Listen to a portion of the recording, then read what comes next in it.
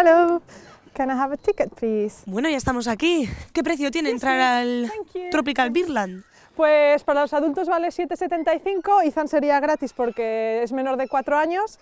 Y bueno, yo tengo un pase anual. Ah, qué bien. Y pagué 60 libras por un año, que son 65 euros o así, y como están dando, pues vengo muchos días con Ethan a pasar el día. Y me dan unos cacahuetes para dar de comer a los pajaritos. ¿Se les puede dar de comer? Sí, y te lo vas a pasar genial. ¡Qué divertido! Cuida que no te piquen.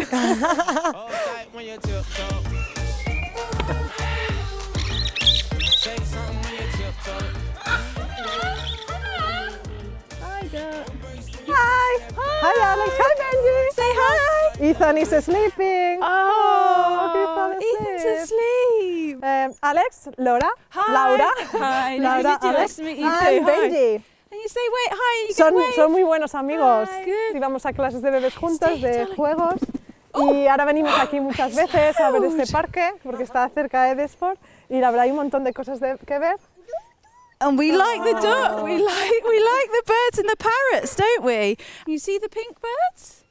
Yeah. Where they come from? They're from the Caribbean, so I don't think they like the snow. It's too cold. Vamos a ver un trocito más porque hay algunos pájaros que te van a encantar, ya verás. Don't need nobody in my soul. I get down to the beat, I lose control. Ayo, I go so.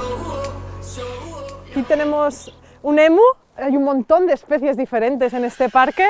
¿Estos pájaros de dónde salen? Pues estos pájaros, algunos, bueno, es como un zoo, digamos, y luego hay otros que los rescatan, sobre todo los loros, que han sido mascotas de gente que luego no los quiere por alguna razón, y los traen aquí y los cuidan. Pero bueno, ¡qué guapo! Aragón. Estas experiencias siempre en Desport, ¿eh?